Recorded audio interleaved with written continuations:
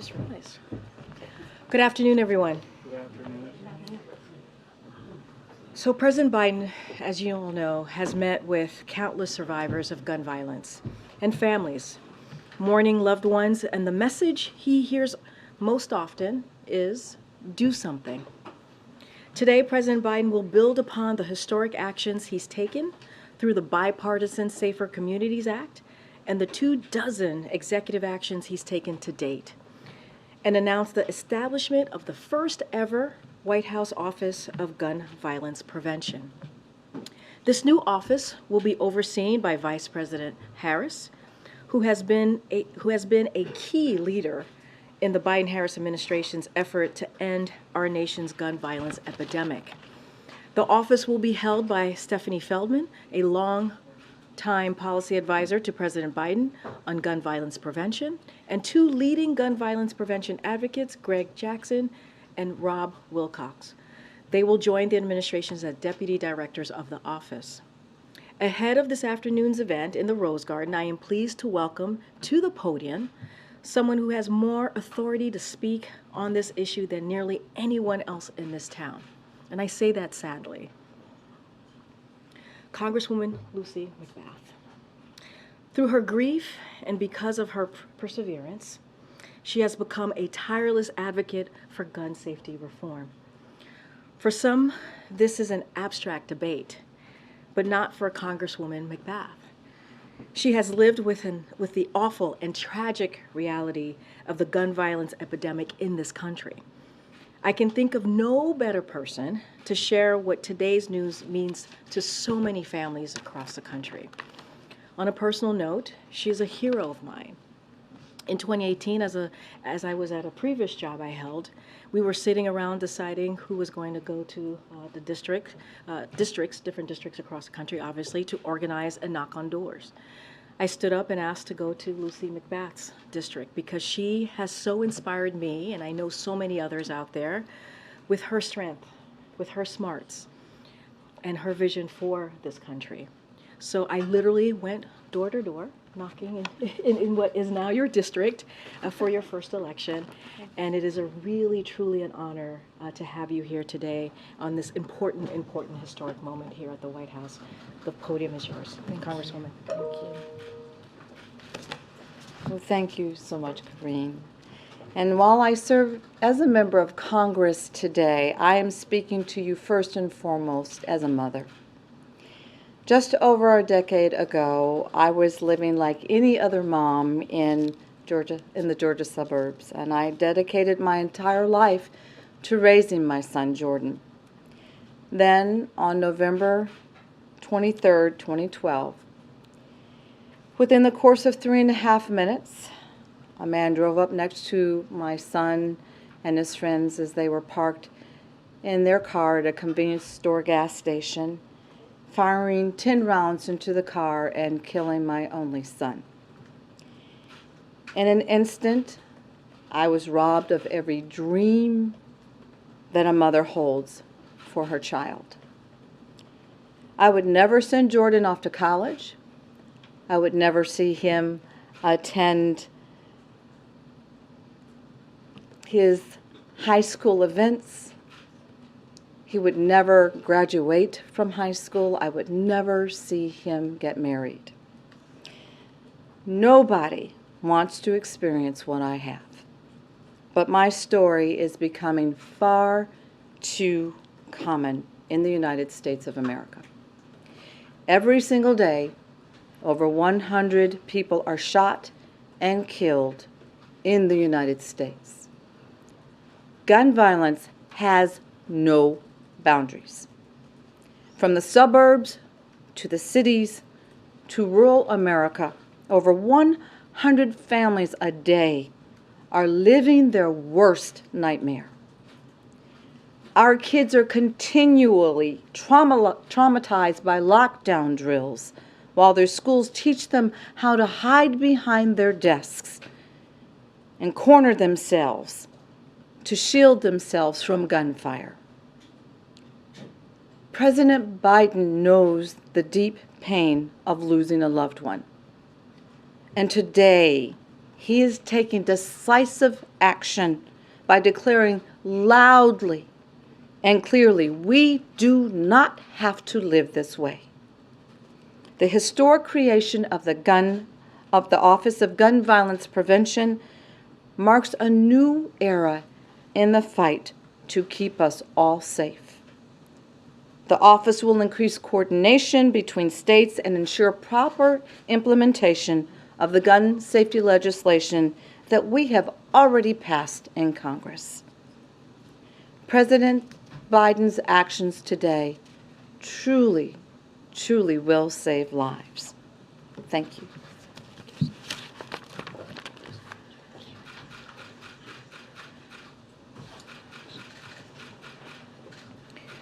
Thank you, Congresswoman.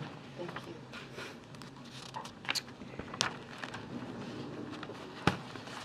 So a couple things before we go into questions. Today, extreme Republicans are voting in a House committee on 4 destructive appropriation bills as they continue to march toward a shutdown that would hurt our economy and threaten our safety.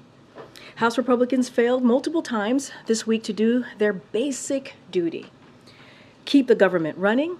Instead, they were pushed to the extremes with increasingly severe cuts to programs Americans rely on, which have no hope of passing the Senate. And having accomplished nothing this week, they have all decided to go home. That's not delivering for the American people. It's chaos. It's failing. It's actually failing the American people. Now, you don't have to take my words for it. As you know, we like to take it straight from the horse's mouth, if you will, and do quotes here. So, House Republicans have said it. They've said it themselves. Representative Frank Lucas said there are, quote, folks who want to use this as an opportunity to blow the place up. Representative Jerry Carl said, quote, I truly think that they want it shut down, end quote. Representative Matt Gaetz said, we will have a government shutdown. We cannot blame Joe Biden. We cannot blame House Democrats, end quote. That's because House Republicans are to blame, and we've seen that week after week after week. So now the question for House Republicans is very simple. Do they continue to pursue increasingly extreme bills that would hurt their constituents by slashing education, slashing health care, Meals on Wheels, and much more, all while barreling toward a needless shutdown that would threaten nutrition assistance for nearly 7 million mothers and children? Is that what they want? That's a question for them. They have to answer this. Or do they keep their promise and abide by the bipartisan agreement? Two-thirds of House Republicans voted for this bipartisan agreement just 4 months ago, back in May. It's not complicated here. It's truly not complicated because a deal is a deal.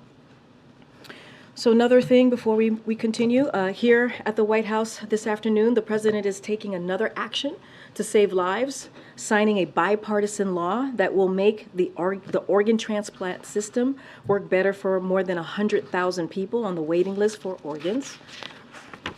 Everybody knows the system has been broken for years, with heartbreaking consequences. Now, with the president's signature, we are taking significant steps to improve it. The law will break up the current monopoly system, harnessing competition to allow HHS to contract with the best entities to provide a more efficient system for the people it serves. The law will also eliminate the funding cap to allow additional resources to modernize the system, which is a critical lifeline for thousands of Americans. And this will save lives by creating a more transparent and accountable system that allows more Americans to access the organ transplants that many so desperately need. And finally, on Monday, the president will host Pacific Islands Forum leaders at the White House during the U.S. Pacific Island Forum Summit taking place here in Washington, D.C. This is the second summit with Pacific leaders that the president will be doing here. It will reaffirm his support for strengthening ties with the Pacific Islands and discuss how we address complex global challenges like tackling the existential threat of climate change, advancing economic growth, and promoting sustainable development. Over the past year, we've taken our engagement with PIF countries to new heights, and we're looking toward to continue to deepen our partnerships. And we'll have more for all of you later this afternoon. There will be a call that all of you can jump on. I believe it's at 3:30, and so stay tuned. And with that, Will? Thanks. I have two topics. First on Senator Menendez. Did the White House know that an indictment was coming today, and does the president believe that the senator should resign? So a couple of things. I'm going to be really careful here. This is a not comment because this is an active matter. We learned about this just like all of you, but again, this is an active matter, so I'm not going to comment. No comment on resignation? I'm just active matter, not going to comment. Okay. On the UAW strike, the UAW has invited President Biden to the picket line. I'm wondering if he has any plans to go, and also the strike is expanding to 20 states. Is the president going to feel more pressure to move both parties towards resolution? So, on your first question, I don't have any updates to the president's schedule at this time. Just don't have anything to share. But certainly, the president appreciates Sean Fain's inviting him, including him, certainly with all the family and friends of the UAW. And so, the president has been really clear about this. He believes the union built the middle class. That's something that he has said for years now. And of course, he is a union guy who will continue to fight for UAW and also union workers. So that will not end. That is something that he has certainly been steadfast about for the past several years. So we are, of course, in touch with the parties. As you know, Acting Secretary of Labor Julie Su and also Gene Sperling have been in regular touch for the past several weeks with all parties. Certainly, the parties continue to remain at the negotiation table, which is incredibly important. And so we've communicated to each of them the importance of continuing to work 24/7 to get to a win-win agreement, as you've heard us say many times. And look, the auto industry will remain here in America. That's what the president has been working towards, investing in that in the last 2 years. And UAW workers remain at the heart of a growing industry. And so we will do everything that we possibly can to help in any way that the parties would like us to. But again, they are at the negotiation table, and we believe that's incredibly important. I know your dad had some thoughts about our back and forth yesterday, so maybe we should try this again. Same question.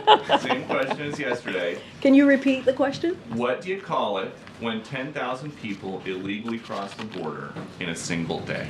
So here's what I will say, and you've heard me say this a couple times, and I'll say it again because it is the facts. On day one, the first day of this president's administration, he put forth a comprehensive immigration reform that we believe that was desperately needed for this country, right? As we know, and you've heard us say this many times before, we are dealing with a broken system, and no action was taken from Congress. And so what the president was able to do, he imposed consequences for those who do not have the legal basis to remain. And he has removed more than 250,000 individuals. This administration has done so since May 12th. And so we've taken action. The president has secured. He also secured record funding. And let's not forget, this record funding that the president fought for over the last year or so was opposed by the House Republicans. This is something that they opposed and didn't want to see. And so what it allowed us to do is actually hire about 25,000 more, bring on CBP agents, and really do something that was historic that we hadn't seen. And so a broken system, it's been broken for the past couple of decades. The last administration certainly gutted the immigration system for 4 years. That's what they did.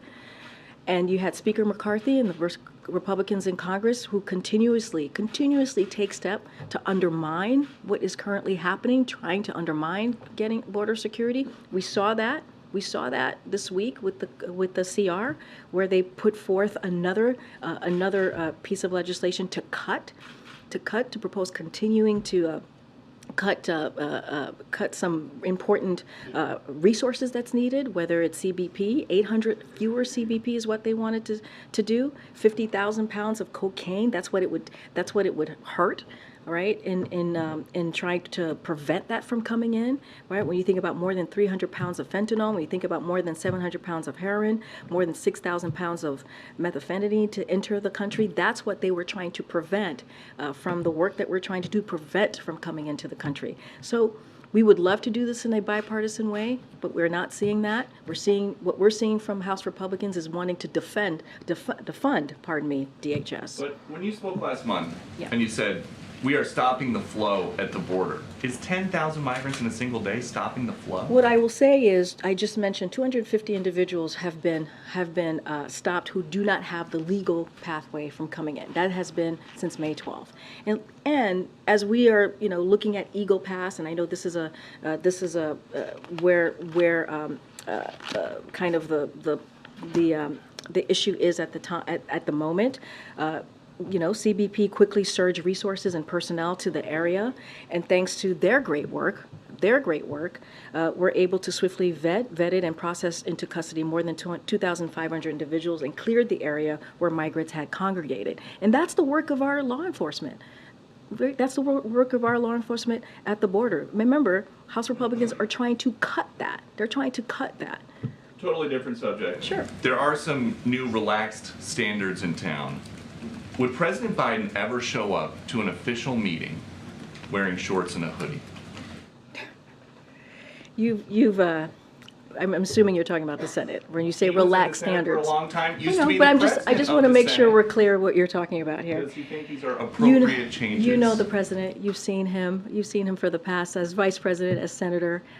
He dresses better than most of us here, and so I'll just leave it at that. I'm not going to comment on how Senate is running their business and the decision that they make. That is up to them. That is not for us to decide. Last one. or At a, speak to. at a fundraiser this week, President Biden told donors about how Charlottesville inspired his campaign, and then according to the pool, a few minutes later, he told the story again nearly word for word.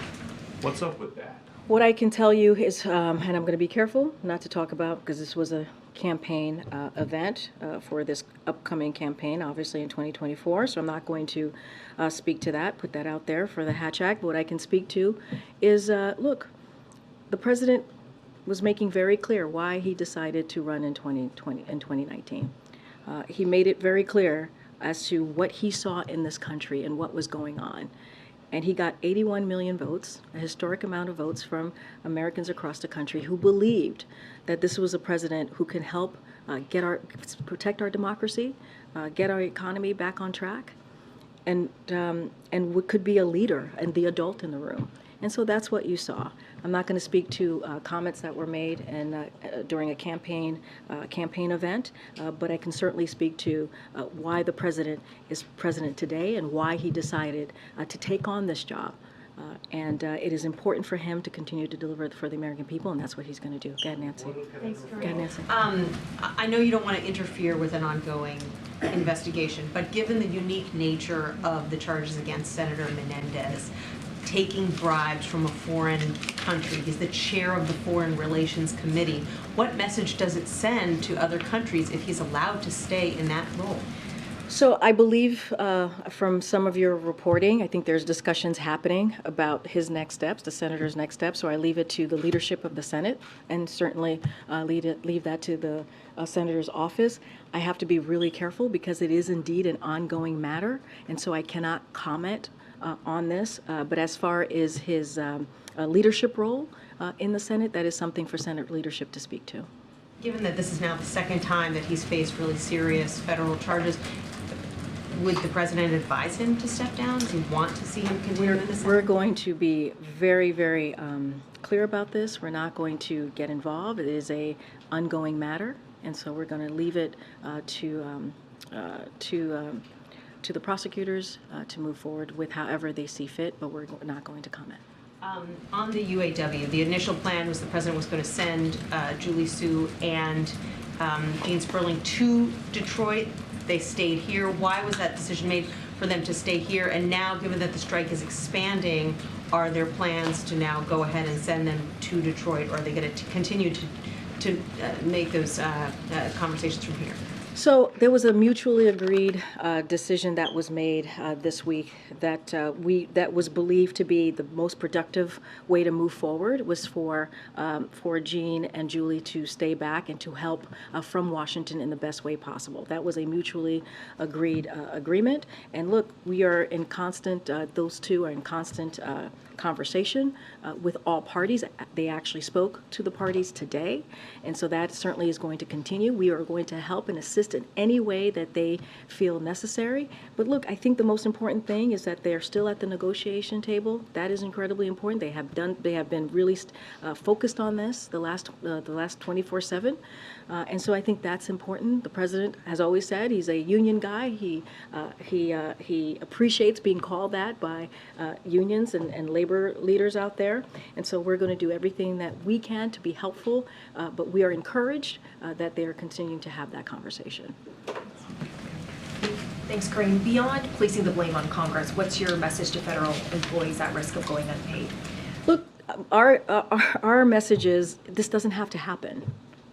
The shutdown does not have to happen. The Republican shutdown does not have to happen. They can do their job and keep these vital programs continuing, keeping the government open, and that's our message. Our message is this should not be happening. We should not be putting American families' lives in turmoil. We should not be putting even their lives at risk, potentially, because of what this could mean for the different programs that these families and Americans need. And so all they have to do is do their job. And what they're doing is putting forth incredibly extreme partisan policies forward, and and saying, hey, we have to get this done in order to keep a deal that they made back in May. And so this should not be happening. It should not be happening. And so, look, we're going to continue to be very clear. What we're saying to them privately is what we're saying to all of you publicly, is that they need to do their job. Do you know when federal workers would miss their first paycheck? So I don't have the specifics on any of that. The OMB director and OMB more broadly certainly is working on plans of what this could potentially look like if there is a shutdown, talking to the different agencies. So that is certainly in progress right now. Just don't have any specifics on payments or what that would look like. And then your announcement today on the gun violence Office for Prevention of Gun Violence. That has been something advocates have been pushing for years. Why do you think it took so long? Look, here's the thing. As you know, there was the bipartisan piece of legislation that the president was signed, and it was the first major piece of legislation on gun violence that was able to move forward in 30 years. The president did 24 executive actions because he took this seriously. He called the gun violence in this country an epidemic. And so I said this yesterday, and I've said this many times. You've heard this from the president. There are people who are sitting at their kitchen table every night who is missing a loved one because of this violence. Because you can't go to your congregation, you can't go to your grocery store and not worry about potentially getting shut down. You have kids who are going to school, who are, you heard directly from the congresswoman, what they have to go through now because of this gun violence epidemic. So right now is the right moment to establish this office. We want to accelerate what the president is put forward in his 24 executive action. We want to accelerate the law that he was able to sign into law. The legislation was able to sign into law to continue to get the work done. And so this was the right time to do that. But let's not forget the work that the president has done the last 2 years to get us to where we are. But more work needs to be done. He's not going to stop calling on Congress to continue to do the work that they need to do to protect our families from gun violence. But this is an opportunity to accelerate what the president has been able to do to protect communities, to really deal with gun violence, and that's what the importance of this office is. Thanks, Karine. Did President Biden and other Five Eyes leaders raise their concerns about Canada's allegations of Indian involvement in the murder of a Canadian citizen at the recent G20 meeting? So I know that National Security Advisor spoke to this yesterday, and I know there's been some new reporting. I don't have anything to certainly, and this is something that Jake said himself. He was not going to comment about private diplomatic conversations. I'm not going to do that either. Just following what the National Security Advisor said, and so. Just not going to comment on that. Obviously, we are deeply concerned, as he said as well, and so what the Prime Minister has referenced here, the Prime Minister of Canada, and so we remain in regular contact with the Canadian government and Canadian partners. But of course, I'm just not going to comment on diplomatic conversations from here. Jake did also say that the issue was being raised at the highest levels with the Indian government. Can you tell us if that's if you're staying in regular contact with them about this as well? So we have engaged, as Jake said, our National Security Advisor, with the Indian government, but certainly we're not going to get into our private diplomatic conversations, as he said as well. But yes, there has been conversations with our partners in the Indian government, as Jake stated yesterday. In another realm of diplomatic conversations, can you say whether or not President Biden promised President Zelensky yesterday that the U.S. would provide the weapons known as ATACMS? So again, with this, I'm just not going to confirm the reportings that are out there. Look, and Jake said this as well while he was here. The president has long said in the past that ATACMS are not off the table, but I just don't have anything new to announce. But look, I will say this more broadly, is that what we saw yesterday, this bilat between the two leaders, between President Zelensky and President Biden, was really important. It sent a strong signal to the world that we will continue to support Ukraine. And let's not forget, we also announced a significant weapons package yesterday to continue to show that support that we have to Ukraine. To support their counter offensive and strengthen their air defenses against Russian attacks, which is our fourth package, as you know. So we're going to continue to show our support for Ukraine with these security assistance, and so that is our commitment. We will be there as long as it takes. I just cannot confirm those reports. Back on the auto workers strike, there's been some behind-the-scenes talk about a loan or grant program to help the auto suppliers. Is there any movement on that? And if a program would happen, could that be potentially affected by a government shutdown? So look, there's negotiations happening right now. I'm not going to get into the details of the negotiations at this time. I'm going to let them we're going to give them the space. I'll let them have the conversations. We are encouraged that they are continue to be at the table. I'm just not going to go point to point on what's being discussed or what's being put forward. Is there any discussion to the administration about helping the suppliers as this strike continues? Don't have anything to share at this time from how we're going to potentially move forward. What we are encouraged of is that they are continuing to stay at the table, and that's what we want to see. And so I'm not going to get into hypotheticals at this point. Go ahead, Karen. Thanks, Karine. A possible government shutdown would coincide with the restart date for federal student loan payments that starts on October 1st. Is there any consideration right now to pushing that date back if there were a shutdown? It's a really good question. We are, right now, OMB is having those discussions with agencies at the moment to see how to move forward if there is a potential shutdown. Don't have the specifics of what the different programs, like the student loan program that the different parts of it that we've announced is going to look like, because those conversations are just now happening. Can you say from the White House how worried you would be if there were Education Department employees furloughed, who would obviously be a part of this, but if there was a shutdown and those employees weren't there, how concerned would you be that this would not go smoothly then starting on October 1st? So look, as you know, the student debt relief program the president put forth is incredibly important to him. Right? It is something that he believed, the reason he put it out there was to make sure that we give Americans a little bit breathing room, especially coming out of the pandemic.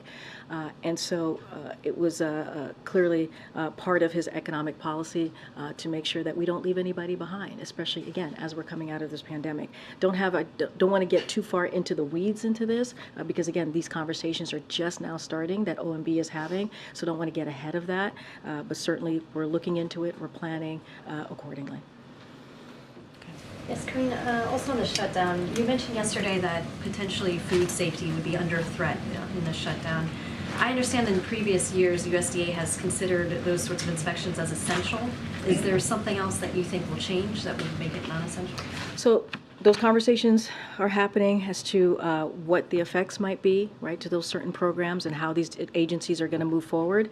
I don't have anything more to share. Certainly, I laid out what the impacts would be for a shutdown, because it's important for the American people to know what this means with this Republican shutdown that they're certainly seeming to barrel forward with, but just don't have any specifics on that. Again, OMB is having these conversations with agencies, and so to look to see, to try and figure out how this is going to affect Americans across the country.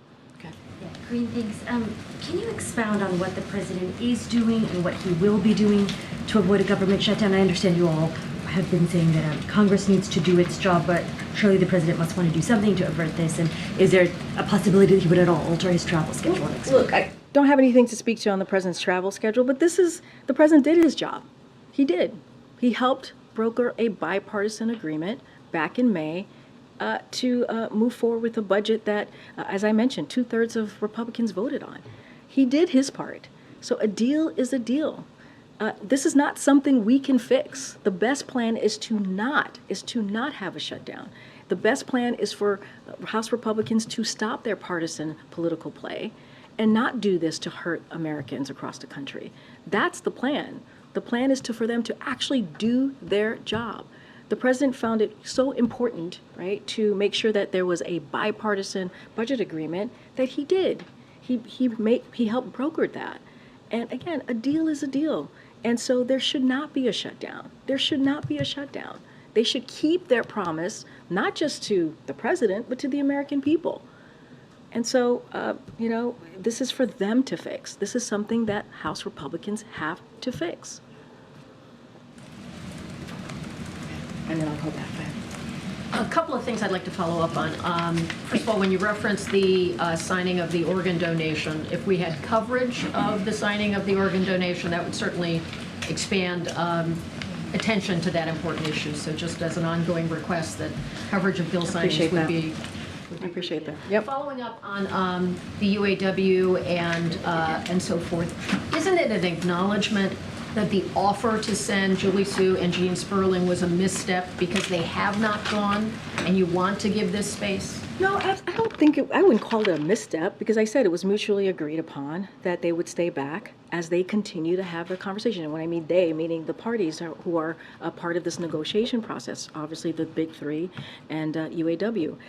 And so wouldn't call it a misstep at all. I mean, again, it was a mutually agreed that it would be most productive for Jean and Julie to stay back and do the meetings and from Washington D.C. Now, let's not forget, this is something that they've been doing for the past several weeks. It's nothing new, and so we appreciated that. Again, mutually agreed. And so, if there's travel that needs to happen, we'll certainly assess that when the time comes. But what is the most important thing here? What is the most important thing is that all parties continue to have this conversation and to continue to negotiate. And that's, I think, what is the most important part of this. Following up on Peter's comment about the fundraiser for, we all understand these are off camera. We were not witnesses to that except for our pool that was present. But for the president to retell a story, we've all heard him tell many times in full. And stipulating that we often, as human beings, we misspeak, we do things, I've done it myself, so stipulating all of that. Is it any concern that he would fully retell a story in the same space, in the same event? Sometimes we speak as well from here and retell a story. But look, I think it's important to note that the president was speaking, as you said, at a fundraiser, and he was speaking from his heart. He was speaking about why he's decided to do this. And you hear the president talk about this, it's always incredibly emotional for him because he didn't have to. He went through an incredibly difficult time when he was deciding to jump into the race. And so, but he saw, as somebody who served as senator, as somebody who served as vice president, what was going on in this country under the last president. So Charlottesville. Knowingly and mindfully that he wanted to reach I have not spoken to the president about it, certainly, but what I can say is the passion that he has when he tells that story and how important it is for him to have done something because he believed, our democracy was at stake. And that's and what he saw. I mean, you all saw what we saw in Charlottesville. It was devastating. It was a part of our country that was devastating to see. And so, he spoke to that passionately, that's why he's in this. He's in this because he believes that he can help move this country forward in a way that brings it to its best, right? When he talks about possibilities. And that's why he was speaking to in an incredibly passionate way. Okay, go ahead, Gary. Thanks, Karine. While gun violence impacts communities all across the country, Black, Jewish, and marginalized communities often fall at the intersection of gun violence and hate-fueled violence. In many parts of the country, those who commit hate crimes can still have legal access to a gun. How important is it for this new office, to address gun violence intersectionally? Oh, it is incredibly important. When we talk about gun violence, it's not one community that's affecting, as you just laid out, it's multiple communities. So this is something that is at their intersection. It is so important that we do not forget a community here. As you know, this is going to be overseen by VP Harris, Vice President Harris, which is going to be incredibly important. We have Steph Feldman, who's going to be the director, and she'll have 2 deputies. We're taking this very seriously. And this is about all communities, as we hear the horrible stories. Right? We hear stories of different brown and Black communities, rural communities, urban communities being affected by gun violence.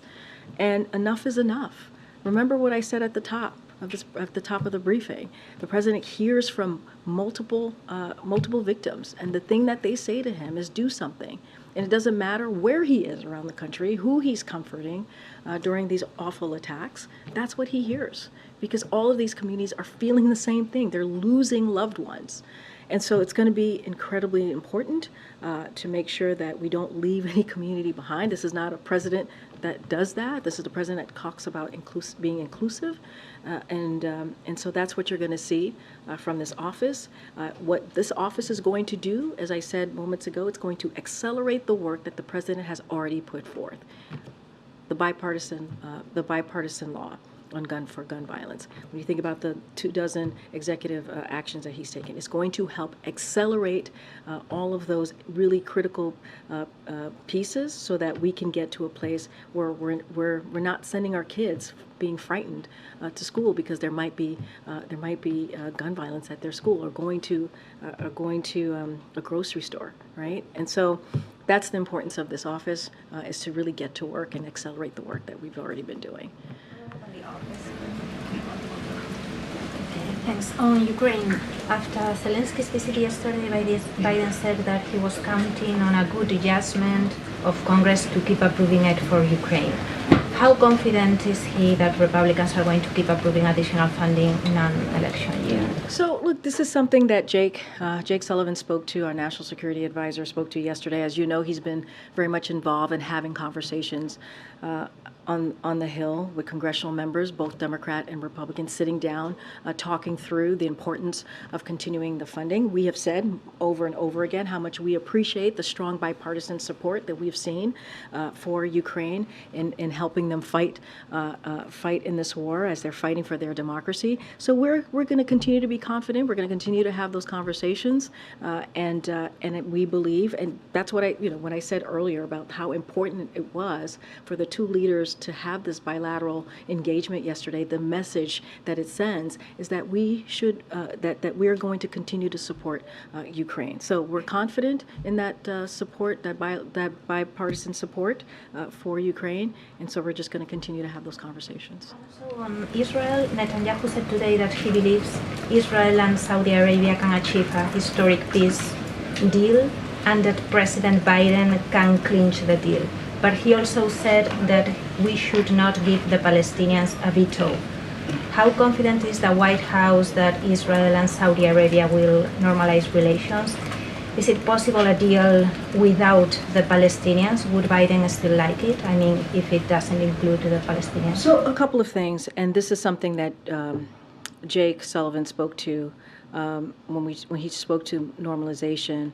So many of the key elements of a pathway towards normalizations are now on the table, as you just stated, and there is a broad understanding of these elements, which we're of course not going to discuss publicly, So the specifics require an incredible amount of legwork, discipline, rigor, and all of the stakeholders in this are applying that as we speak.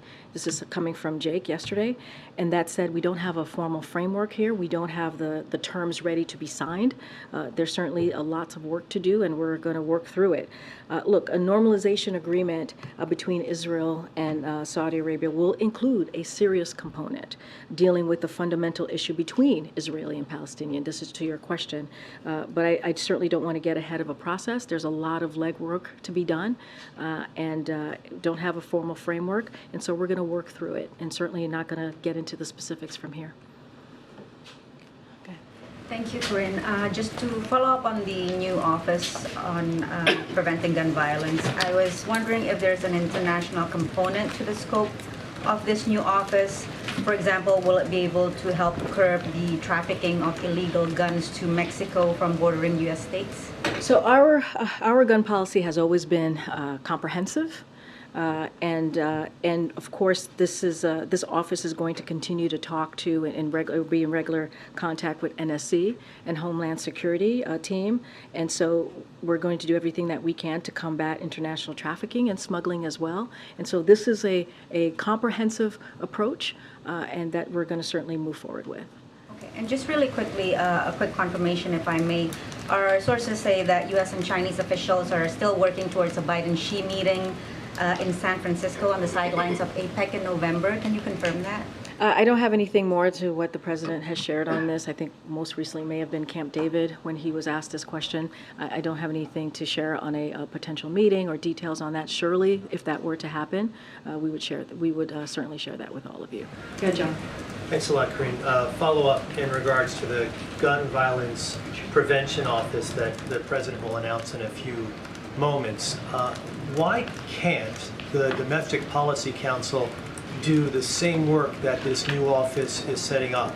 Can you explain what the Domestic Policy Council does versus what this new office will do, and if there is any overlap between those two offices? So look, this office is going to implement and expand upon the key executive actions, right? It's going to zero in and focus on those key executive actions, get that moving, accelerate that. And also the legislative action. That is what it's going to do. And look, I said it, the president has said it, you're going to hear from him in a few moments, and the vice president. This is an epidemic. Gun violence is an epidemic in our country. And so we need to do everything that we can, and we believe having this office is going to be, is continuing to show the president's commitment, but it's going to be incredibly important in pushing what the president has put forward. And that's what you're going to see. And I think having it separate and apart from the DPC shows our commitment, yes, but also shows that we are taking this an extra step, right? An extra step on how seriously we're taking it and how important it's going to be. So this is the president saying he wants to save more lives. This is what we're going to try and do. We're going to continue to see what we can do to save more lives. And then a separate question in regards to President Zelensky's visit to Washington yesterday. He was up on Capitol Hill. He met with members of both parties. From what you've heard, was he able to change any minds, particularly those House Republicans that are opposed to providing any additional aid to Ukraine? So I'll leave that to the House Republicans to speak to. Their meetings with the President Zelensky, as you know, he met with them and shared, certainly his, when he speaks about this, as he's dealing with this, he speaks about it in such a passionate way. And when President Zelensky speaks, people listen because he knows what he's going through every day, what his country's going through, the people in his country is going through. And we have said how bravely they are fighting for their democracy and for their freedom. So that's up to House Republicans to speak to, or House congressional members to speak to. What we can do is continue to do what we showed yesterday, right? We announced another security assistance. Again, you saw the bilateral engagement between the two leaders, which we believe showed our commitment to Ukraine. You heard from the president at UNGA speak to this in a very forceful way, what this means if we were not to continue to support Ukraine. And so the president's going to continue to speak very forcefully to show how much he supports Ukraine, but that is up to Congress. But with all of that said, we appreciate the bipartisan support that we have seen for the funding for Ukraine, and we are optimistic that that's going to continue. One more. Great. Thank you, Karine. Good to see you, Christina. It's been a while. Yes, it has been.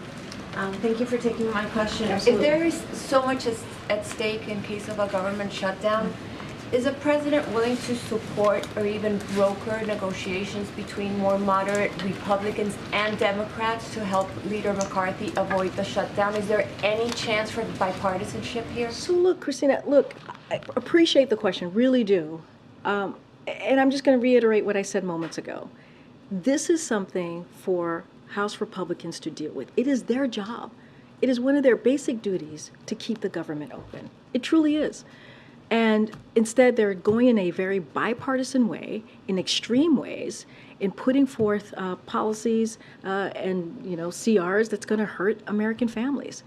The president did his job, right? He helped broker a bipartisan legislation that 2/3 of that legislation was voted by Republicans. And so a deal is a deal. They need to stick to what they agreed upon, what they themselves voted on. And so that is for Speaker McCarthy to figure out how he's going to move forward here. But this is for them to fix. This is for them to fix. So I'll leave it there. Have a great weekend, y'all. I'll see you on Monday. Thank you.